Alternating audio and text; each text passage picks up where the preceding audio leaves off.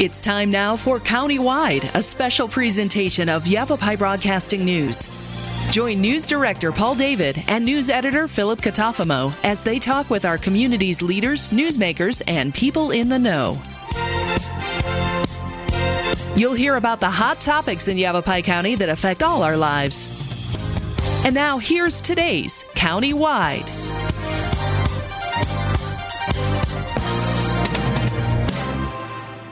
We're going to sit down and talk with someone that we haven't talked to for a very long time. Yavapai County Treasurer Chip Davis is with me. Hello, Chip. Good morning, Paul. How are you? I'm doing awesome. How are you? I'm great. I was looking back, and the last time you were with me on Countywide was back in August 2015. Wow. I know. It's been 5 years. Yeah, we have a lot of catching up to do, don't we? We do. Yeah, you were leaving the supervisor's office at the time. Let me ask you this. How long were you a Yavapai County supervisor? Remind everybody. 20 years from 1996 to 2016. Wow. Do you miss it? I miss parts of it. Yeah? What parts? Working with folks and working the budgets and trying to keep things balanced between the needs of the communities and the revenues you have available, and trying to keep your taxes down. And it's a fun job. It's very rewarding. You get to help people. You had a lot of nice accomplishments, too, while you were the supervisor. The biggest extension comes to mind, and Beaverhead Flats Road comes to mind as well. Mm-hmm. Yeah. All partnerships made up of many, many more people than myself, for sure. Uh-huh. But I think it is a testimony when elected officials and communities agree on goals and they jointly try to pursue them, things come together and happen. Exactly, and it's still happening today. We've gotten really good at it, I think, in Yavapai County. Have we? You think? No, I think so, for sure. Yeah. I mean, even our currently elected supervisor over there, Supervisor Garrison, he's followed the same model of trying to bring different people to the table to work together to reach a common goal. So things are still happening. We've got good folks in place. Yeah, the cooperation has changed a lot since I've been doing this, which is 27 years. I've seen that grow as I've gone along and watched that happen, and it's really nice. It is really nice. So let me ask you this: for those of the folks out there that you were like a missing link for about 5 years, at least in my world, you were. I didn't have you in the news or have you in or talk. But what were you doing? What have you been doing for the past 5 years? Well, I made a run for the legislature in 2016, in my ending year on supervisor, and I didn't win that race. And as I was getting ready to exit the county, Congressman O'Halloran had got in touch with me and asked if I would work with him on the 1st Congressional District on district issues for him. So I went to work for the congressman, and after a year, he moved me up to the Northern District Director, and his district is 58,000 square miles. So we were busy from Fredonia down to Oro Valley and Tucson, and from the Verde Valley clear over to the New Mexico line. So we developed a team and had folks in place in Flagstaff and the White Mountains and over in the Verde, and we kind of branched out and tried to reach out to communities and help them fix problems with federal issues. And we got highly involved in forest restoration and trying to create tools so we could prevent catastrophic wildfires in this Southwest. And it also was very exciting work. Got to work with a lot of great people and tried to break down the bureaucracy of the federal government as much as we could. So you're like a liaison? Uh-huh. Yeah, a group of, like a small group of you would be placed all over the state so you could talk to the constituents, figure out what's going on, and then what would you just report back to Tom O'Halloran then? Yes, and then I think one of the reasons Tom asked me to come in was that I already created relationships with most of the state agencies and the cities and towns from our Yavapai County work. So as we encountered problems, I kind of knew right where to go, whether it was an ADOT issue or a Forest Service issue, a water issue. We had worked with Department of Water Resources and SRP, and just there's a ton of resources out there, and I had the good fortune of kind of already knowing where to go when we faced a problem. I imagine recognition too. People knew who you were as well. Mm-hmm. Yeah, that's one thing about, as you mentioned, you've been here 27 years. Over that time, you've met so darn many people and developed relationships. They already knew they could trust you and that you spoke the truth. And so I think that was one of the good fortunes I had working with Tom, is I already knew folks, and they already knew how I was and how trustworthy I could be. And it made life easier for sure. Now, are you still living in the Verde Valley, or did you move over to the Quad City area? I lived in Clarkdale until July 10th.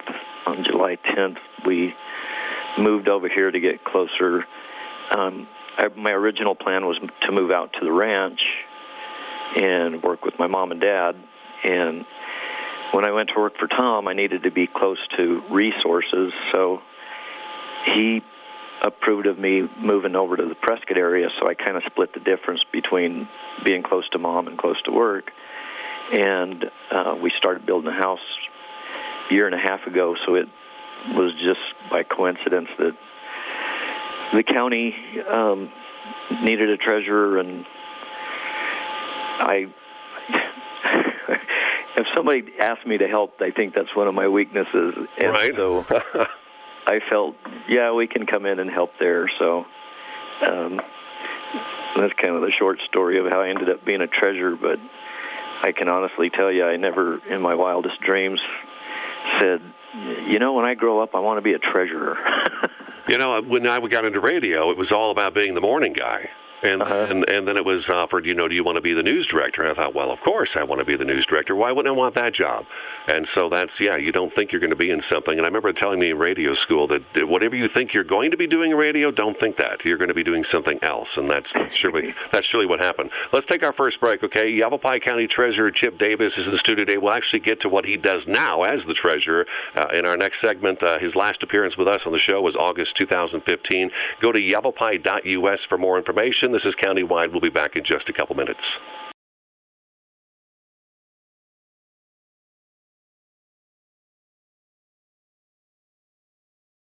ORKIN has pest control down to a science. When your business chooses ORKIN's Precision Protection Program, you get a tailored pest control program for your specific industry and environment. Your business can benefit from over a century of experience, training, and scientific knowledge that define the ORKIN man. Maximum protection, minimum exposure, backed by one of the industry's most comprehensive guarantees. Choose your locally owned and operated Northern Arizona ORKIN and get more than an exterminator. Get an expert. Award-winning Soundbites Grill is an entertainment restaurant located in Uptown Sedona at the Hyatt Pinion Point Resort. Open for lunch and dinner, featuring fresh fish, all-natural hand-cut beef, even a full vegan menu. Family-friendly, open 11:30 to 9. Late dining on Friday and Saturday. Soundbites Grill has some of the best views of the Sedona Red Rocks. Offers world-class entertainment, food, fun, and music. Are you struggling to overcome an addiction, depression, insomnia, or a weight problem? Then it's time for you to meet with Dr. Elaine Kissel, award-winning, world-renowned hypnotherapist, author, and mind trainer. Now you can get her help from the privacy and comfort of your own home. Let Elaine Kissel create a personalized hypnotherapy plan to overcome your problem forever. Call 844-4KISSEL now for a discounted evaluation appointment. That's 844-4KISSEL. So, I just moved in with this family, and it's embarrassing. The little one, he likes to go outside and crawl around in the giant litter box. I don't know what he's doing. I mean, I was born, and I knew how to use the litter box. Look at that! That's disgusting! Oh, poop already! You're making me nervous. Oh, okay, I can't look at this anymore. I really hope he grows out of this, for his sake.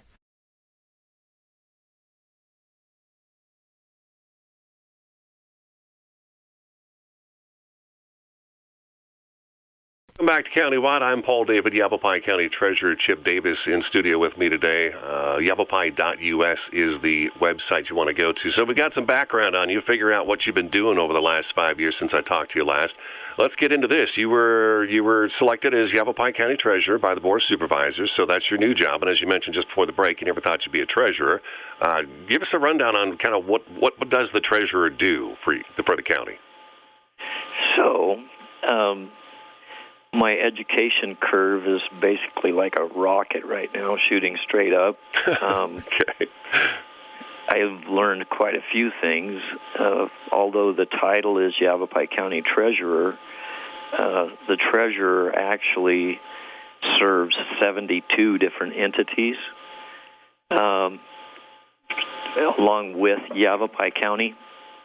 We serve 23 different school districts. We have five funds that we manage for Yavapai County. We do the funds for 5 cities and towns.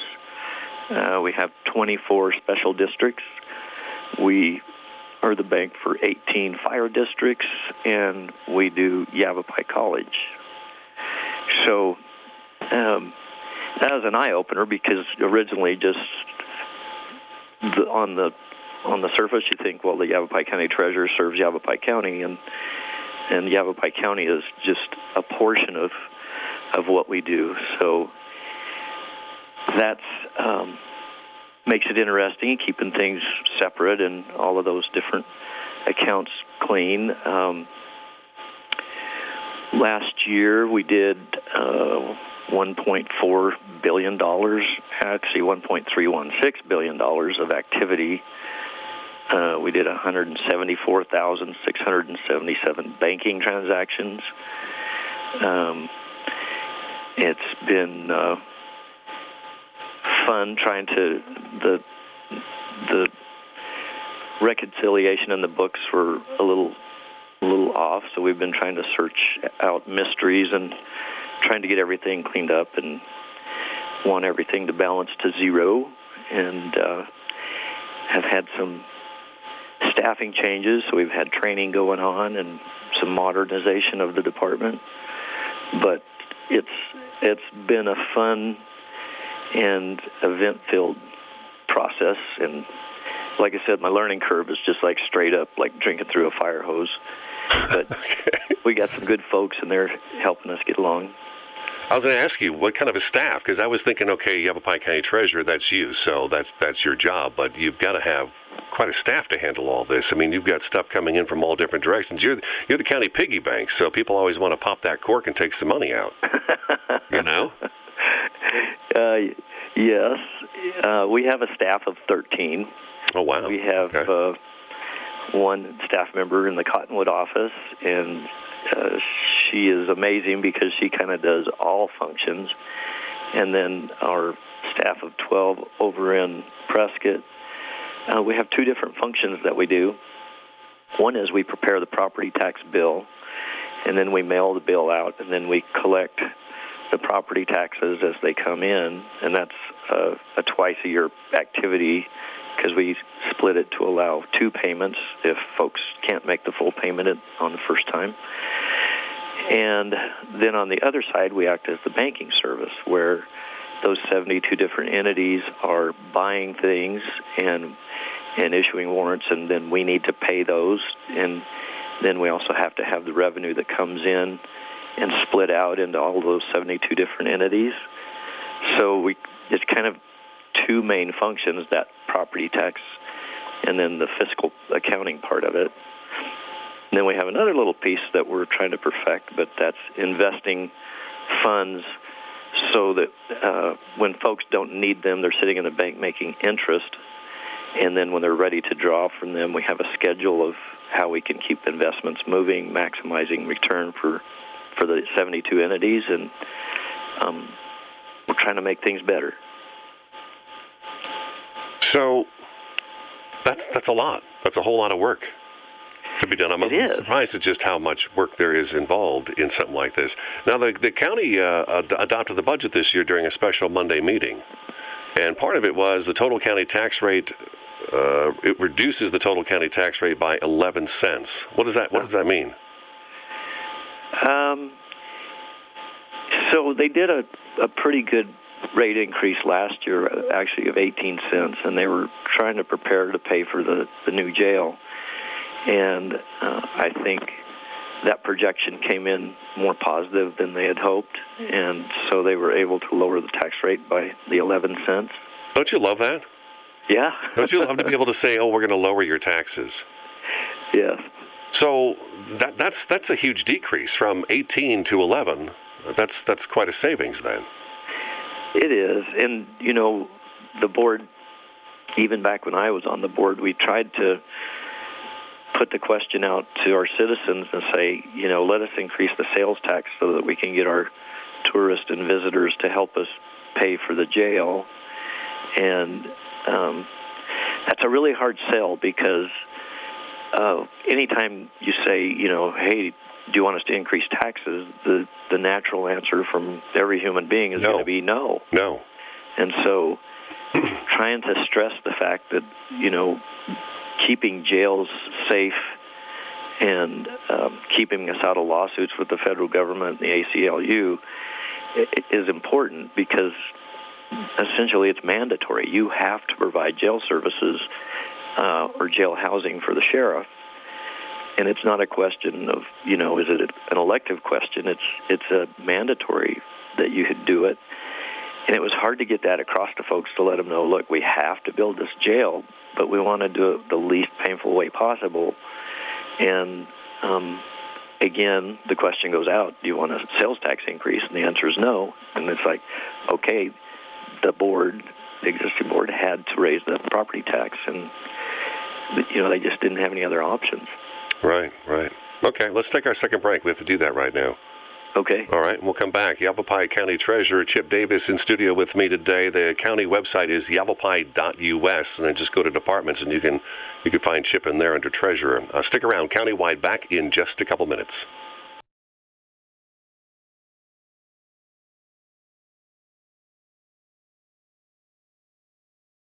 Countywide, just a few minutes left of the program. We're talking with Yavapai County Treasurer Chip Davis this morning. Property taxes. Yes, sir. They're due. When? We have a deadline twice a year. For the year, November 1st is the deadline, and you can pay either half of your taxes at that time or your full taxes.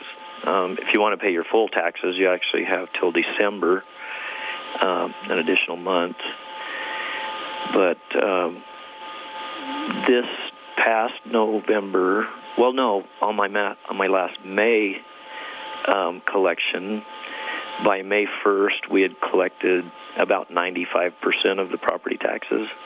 So 95% of the folks are on time and avoid delinquencies. After that, there's a delinquency rate that's apportioned by the month. It's not by the day. So if you're 1 day late, it's just the same as being 30 days late. Then the other one is in November, and so right now we're in the process of preparing property tax bills, and we've changed the format quite a bit because we're trying to get folks to do more electronic online payments, and that does a couple of things. One is we're in the world of COVID, and it's hard to have face-to-face reactions with folks. And second of all, it's actually more efficient for us. We've revised all of the payment schedules and renegotiated the contracts with the payment folks. So now if you want to go online, you can pay 50 cents, which is less than a stamp, to do an online payment. We renegotiated the credit card percentage rate, renegotiated the online e-checks that a person can use. So we tried to simplify the new upcoming property tax bill that's going to come out, trying to easily direct people to the websites, and then we're trying to make sure the website is just as user-friendly as possible. And one of the guinea pigs is me, because I am not very tech-savvy, and so they figure if they can get me to understand it, most anybody in the world can get it. So that's the same for me, too. Yeah, and everybody varies, but as you witnessed earlier, I had to have staff come in here and try to help me get that video fired up to speak with you. I just don't have those skills. But well, we've all had challenges, though, since this thing began. And so, even countywide, it changes a little bit from week to week sometimes because of it. And so I think we're all doing the best we can, and that's all we can do until things kind of lift and we can get back to what is hopefully normal again. Yeah. Yeah. I'm out of time. Well, it's sure good to talk to you, and I look forward to seeing you in person as soon as we can. Yeah, exactly. So, and the best way to get a hold of you is probably to give you a call, send you an email, contact you through the website, right? Yavapai.us, go to the Treasurer's office, because the offices are still closed, correct? Closed to the public, yes. We still have full staff. Full staff still coming in, and we're still pretty timely on our response stuff, but the website is the easy way, and it gives you addresses and phone numbers and emails and whatever you need. Okay, so if they've got questions, get in contact with Chip Davis, Yavapai County Treasurer.